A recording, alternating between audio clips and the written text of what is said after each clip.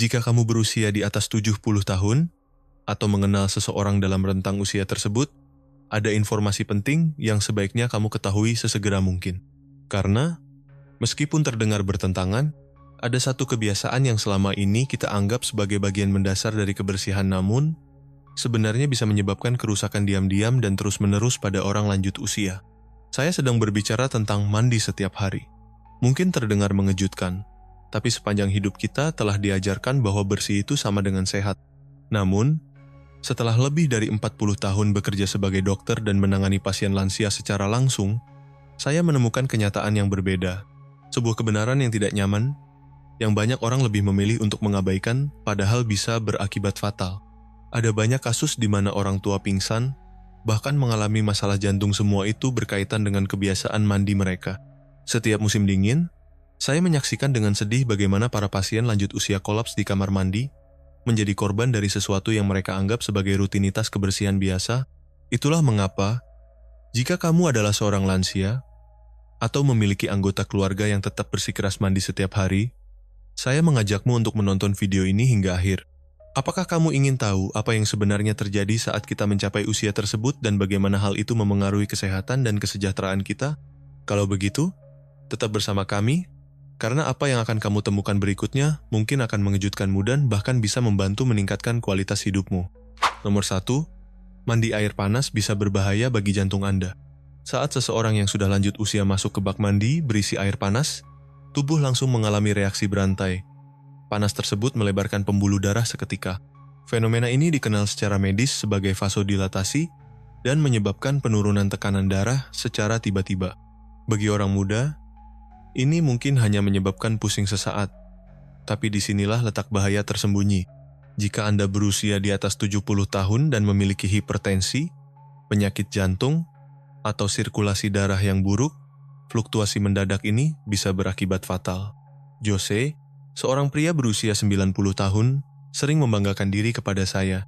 Dokter, saya mandi air mendidih sejak usia 15 tahun. Itu sebabnya saya masih kuat. Namun kenyataan berkata lain. Suatu pagi di musim dingin, ia pingsan di bak mandi akibat serangan jantung. Apa yang menyelamatkannya? Putrinya yang kebetulan mendengar suara jatuh langsung masuk. Setelah berminggu-minggu di ruang ICU, ia tak pernah lagi mandi tanpa pengawasan. Mulai usia 70 tahun, mekanisme pengatur tekanan darah dan detak jantung tubuh melambat. Apa artinya? Saat keluar dari air panas ke suhu ruangan yang dingin, tubuh Anda tidak bisa beradaptasi dengan cepat, dan ini dapat menyebabkan hipotensi ortostatik. Artinya, tekanan darah turun begitu cepat, hingga bisa menyebabkan pingsan, atau yang lebih parah, henti jantung. Penelitian klinis menunjukkan bahwa mandi pada suhu lebih dari 41 gram C selama lebih dari 15 menit memberi beban pada jantung setara dengan jogging sedang. Tapi ada perbedaannya. Alih-alih bergerak, Anda diam di permukaan yang licin, kombinasi yang sangat berisiko menyebabkan kolaps. Berikut adalah langkah penting untuk mandi yang aman. Periksa suhu air. Gunakan air antara 38 gram C hingga 40 gram C. Uji dengan pergelangan tangan air harus terasa hangat, bukan panas menyengat. Batasi waktu mandi, jangan lebih dari 10 menit. Itu cukup untuk membersihkan diri tanpa membebani sistem kardiovaskular. Minum segelas air sebelum dan sesudah mandi. Dehidrasi pada lansia memperparah penurunan tekanan darah. Selalu duduk saat mandi. Gunakan kursi mandi anti-selip. Ini mengurangi risiko jatuh dan memudahkan tubuh pulih jika terjadi pusing. Jika Anda berusia di atas 70 tahun, beritahu seseorang sebelum mandi, atau pasang sistem darurat di kamar mandi. Perubahan kecil ini bisa menjadi pembeda antara hidup mandiri dan keadaan darurat medis. Lain kali Anda memutar keran air panas, ingatlah jantung Anda mereka tidak bisa berbicara untuk memperingatkan Anda. Sebelum kita lanjut, saya ingin tahu pengalaman Anda. Apakah Anda mandi dengan air panas? Ceritakan di komentar, saya akan membacanya. Mari kita lanjutkan. Nomor 2. Kulit kering dan rusak.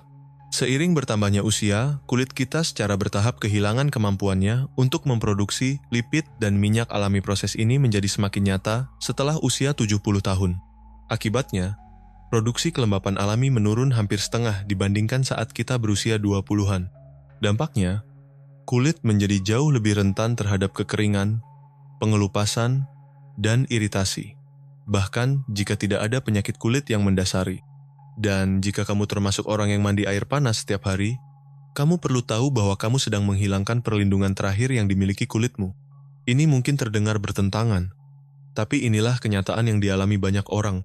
Eugenia, seorang wanita berusia 78 tahun, datang ke klinik saya dengan keluhan yang sangat jelas, rasa gatal hebat yang membuatnya sulit tidur. Kulitnya tampak kemerahan dan meradang di bagian lengan, punggung, dan kaki. Saat saya tanyakan kebiasaannya, dia mengaku selalu menggosok seluruh tubuhnya setiap hari agar merasa bersih. Setelah beberapa pemeriksaan, kami menemukan bahwa kulitnya sangat kering dan pecah-pecah membuatnya rentan terhadap infeksi. Kebiasaan mandi yang terlalu sering telah menghancurkan pelindung alami kulitnya, dan bahkan di bawah mikroskop terlihat adanya luka-luka kecil pada kulit. Hal ini sangat mengejutkan Eugenia, yang merasa hancur mengetahui bahwa rutinitas kebersihannya sendiri justru menjadi penyebab utama masalahnya. Dalam sebuah studi yang dilakukan bersama kelompok dermatolog, ditemukan bahwa lansia yang mandi menggunakan sabun lebih dari 4 kali seminggu memiliki risiko 60% lebih tinggi mengalami kekeringan kulit yang signifikan secara klinis. Namun kulit kering bukan hanya sekadar tidak nyamannya bisa berbahaya. Saat kulit pecah-pecah, bakteri lebih mudah masuk dan bisa menyebabkan infeksi serius. Bahkan saya pernah merawat pasien yang harus dirawat inap akibat infeksi kulit yang berawal dari rasa gatal biasa. Sekarang saya ingin membagikan metode mandi yang saya kembangkan selama bertahun-tahun, khusus untuk merawat kulit lansia yang semakin sensitif seiring waktu. Pertama, kurangi frekuensi mandi menjadi 3 kali seminggu. Mungkin terdengar aneh jika kamu terbiasa mandi setiap hari, tapi ini penting. Kulit butuh waktu untuk memulihkan minyak alaminya. Seiring bertambahnya usia, kelenjar sebaceous menghasilkan lebih sedikit minyak yang sebenarnya berfungsi melindungi kulit.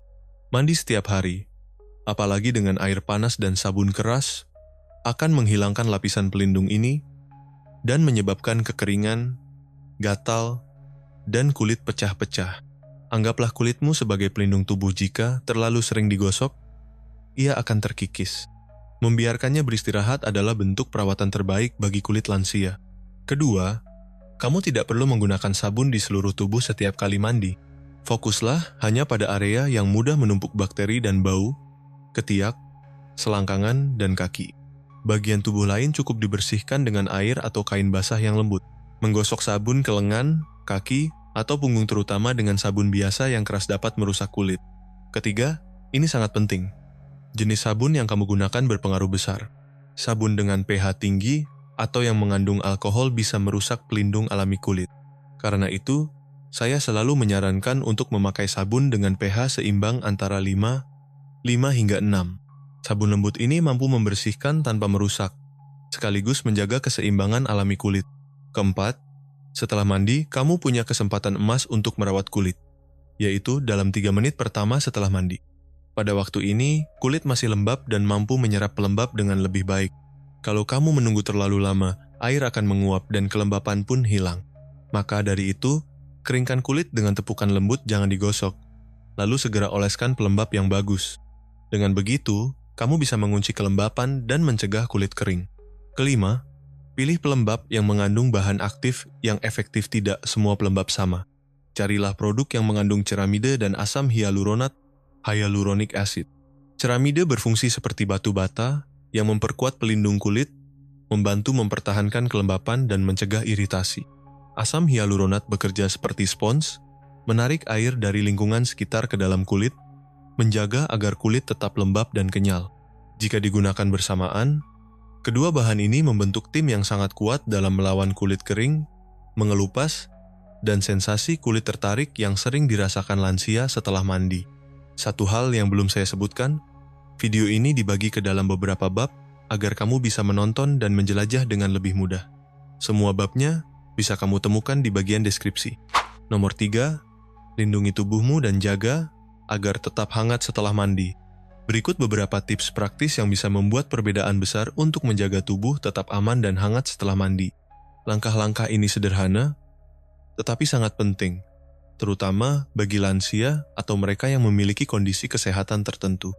Pertama, sebelum masuk ke kamar mandi, pastikan suhu ruangan sudah nyaman. Ini sangat penting untuk mencegah kejutan suhu saat berpindah dari ruangan hangat seperti kamar tidur ke kamar mandi yang dingin dan tidak memiliki pemanas. Perbedaan suhu yang tiba-tiba ini bisa berdampak negatif pada mereka yang memiliki masalah jantung atau sirkulasi darah buruk karena menyebabkan perubahan tekanan darah yang mendadak. Karena itu, menghangatkan kamar mandi bukan hanya soal kenyamanan, tetapi juga mengurangi tekanan pada jantung dan sistem sarafmu. Kedua, setelah selesai mandi, segera keringkan tubuhmu dengan handuk hangat. Ini sangat penting, karena kelembapan yang tersisa di kulit akan segera menguap dan proses penguapan ini justru menarik panas dari tubuh. Inilah prinsip yang sama seperti saat kita berkeringat untuk mendinginkan tubuh. Namun, setelah mandi terutama di musim dingin kehilangan panas ini, bisa menyebabkan menggigil, bahkan hipotermia dalam kasus yang ekstrem. Jadi, mengeringkan tubuh dengan cepat menggunakan handuk hangat membantu mempertahankan suhu tubuh. Ketiga, setelah tubuh kering, kenakan pakaian yang menjaga kehangatan, seperti kaos kaki tebal, baju lengan panjang, dan jubah mandi berbahan lembut. Selain itu, meskipun kamu tidak merasa kedinginan, pastikan rambutmu benar-benar kering. Rambut basah bisa menjadi jalur hilangnya panas dari kulit kepala, yang pada akhirnya mendinginkan seluruh tubuh. Banyak kasus lansia yang tidak mengeringkan rambutnya dengan baik, dan akhirnya mengalami sakit tenggorokan atau hidung tersumbat keesokan harinya. Karena itu, langkah ini sangat penting untuk mencegah masuk angin dan menjaga suhu tubuh tetap stabil. Keempat, setelah berpakaian, minumlah sesuatu yang hangat, seperti teh hangat, air lemon hangat, atau susu hangat. Ini bukan hanya memberikan rasa nyaman, tapi juga membantu meningkatkan sirkulasi darah, terutama di tangan dan kaki, serta membantu tubuh tetap hangat dari dalam keluar. Kelima, selama bulan-bulan dingin, usahakan untuk mandi antara pukul 2 hingga 4 sore, saat suhu udara cenderung lebih hangat. Ini membantu mengurangi kontras suhu antara dalam dan luar ruangan, sehingga tubuh bisa beradaptasi dengan lebih mudah tanpa perubahan mendadak. Mandi di pagi hari seringkali terlalu dingin bagi tubuh yang menua, sementara mandi di malam hari membuat tubuh terpapar udara dingin malam yang bisa berdampak buruk bagi kesehatan. Oleh karena itu, sore hari adalah waktu terbaik untuk menjaga kesejahteraanmu. Sebelum kita lanjut, izinkan saya bertanya, apakah kamu belajar sesuatu dari video ini? Kalau iya, jangan lupa untuk berlangganan saluran ini. Yuk, kita lanjutkan. Nomor 4. Terlalu bersih bisa melemahkan sistem imunmu. Sejak kecil kita diajarkan bahwa kebersihan adalah bagian dari kesehatan. Tapi saat memasuki usia lanjut, kebiasaan ini justru bisa menjadi sabotase diam-diam bagi tubuhmu. Kuncinya terletak pada satu hal yang jarang disadari. Kulitmu bukan lapisan baja, tapi taman hidup. Miliaran bakteri baik yang disebut mikrobioma hidup di kulitmu, dan membentuk barikade alami yang melindungi dari infeksi, alergi, bahkan penuaan dini. Tapi ada satu masalah. Setiap kali kamu menggunakan sabun biasa, bukan hanya kotoran yang hilang pelindung alami kulitmu juga ikut terhapus. Jika kamu masih muda, kulitmu bisa pulih dalam hitungan jam. Tapi setelah usia 70 tahun, proses ini bisa memakan waktu berhari-hari atau bahkan gagal sepenuhnya. Julia, seorang wanita berusia 83 tahun, datang ke klinik saya dengan kulit pecah-pecah, infeksi yang terus-menerus, dan keputusasaan yang sangat menyedihkan. Apa kesalahannya? Ia mengira bahwa mandi setiap hari dengan sabun antibakteri adalah hal yang benar. Hasilnya justru bencana. Mikrobiomanya hancur total, dan tubuhnya menjadi sangat rentan. Namun, ada harapan. Ketika ia mulai mengurangi frekuensi mandi, menggunakan produk lembut, dan merawat kulitnya dengan benar, ia bukan hanya sembuh tapi juga mendapatkan kembali kemandiriannya. Apakah ini hanya kasus unik? Ilmu pengetahuan berkata lain. Dalam sebuah penelitian yang dilakukan bersama Universitas Nasional Seoul, ratusan lansia diteliti. Hasilnya sangat jelas.